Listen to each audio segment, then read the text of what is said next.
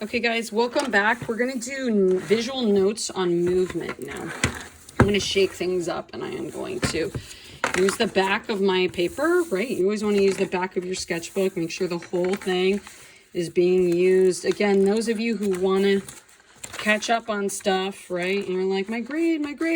There are just so many assignments to do, like the cubes, drawing the spheres, practicing the ellipses, drawing the eye. There's just so many things that you can do to kind of raise your grade, practicing the boxes, right? So look, you can look back and see like all the different stuff we did, like the practice city. So there's a lot of stuff to do. Okay, here we go. Movement. I like to think of movement as in another way, like visual flow, right? So, oh, that marker is dead. You guys have so many nicer markers than me. So movement is a principle of design.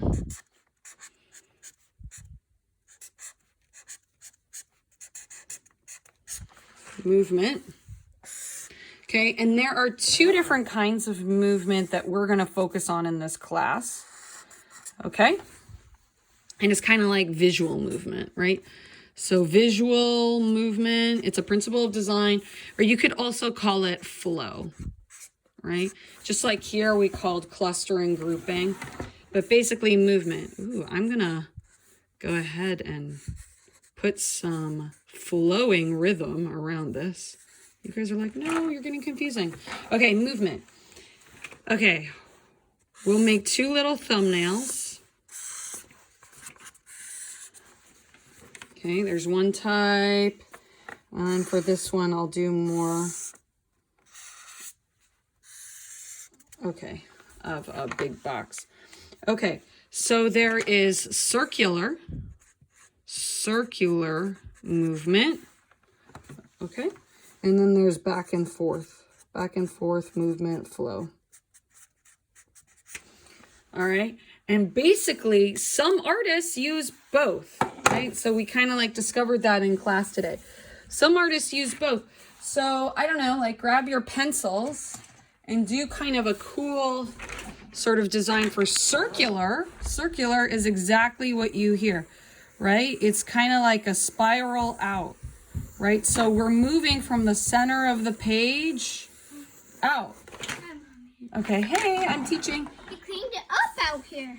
Yeah, I'm teaching right now.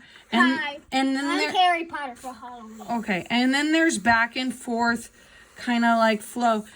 So here our eye is kind of going circular, or you can plan to have the eye sort of go back and forth. Now, Van Gogh does both of these things, but maybe you want sort of a side-to-side flow with your colors, right? And you're just kind of doing something expressive with line.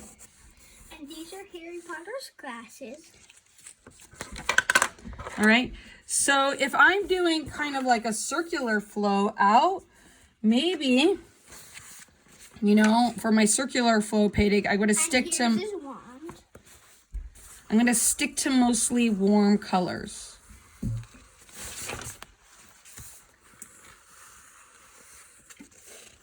Right? So I'm going to kind of spiral.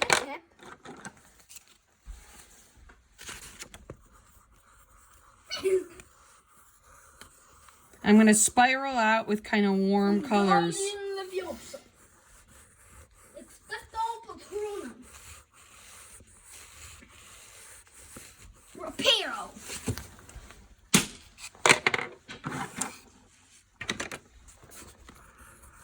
Okay, so I'm kind of sticking to mostly warm colors as I kind of spiral out.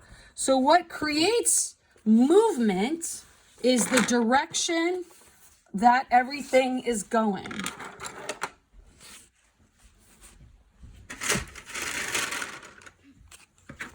Right, so everything's kind of going out. All right, and maybe I want to use more warm colors. Right, so that would be more circular movement. And notice how I'm limiting my color palette. Back and forth movement.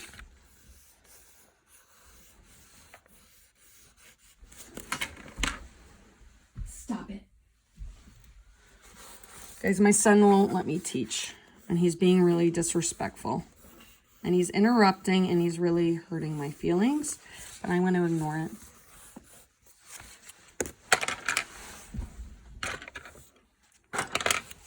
Back and forth movement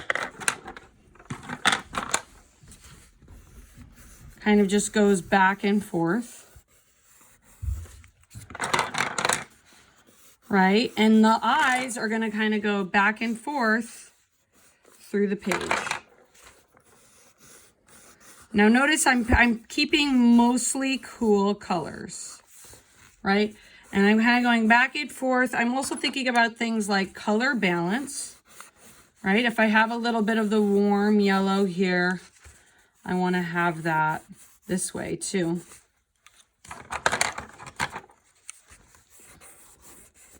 Right? And I'm sticking with a similar color palette when I create movement. So notice how I'm looking at both of these. So what I want is the eye to go back and forth this way. I have a plan. Notice how I'm starting to get a little circular. That's okay, right? Because you kind of like can create both, and you can use different colors in combination. Maybe you squint and you think, okay, well, I'm going to go ahead and I'm going to add another circle this way. Okay, or maybe you want to increase the flow, so you're going to add a darker value. So that's kind of like movement, back and forth versus circular. Okay. Now, what would it look like if we combined both? Well, I want you to go ahead and I want you to create and plan a composition that's unified with movement. You can have back and forth, and you can have circular, and hopefully it's unified as well. Okay, so you could go ahead, you could practice that and play with that in your notes. Like, what if you had both, right? What would that look like? You could go ahead and you could plan maybe 2 different ones if you wanted, and start to think about that.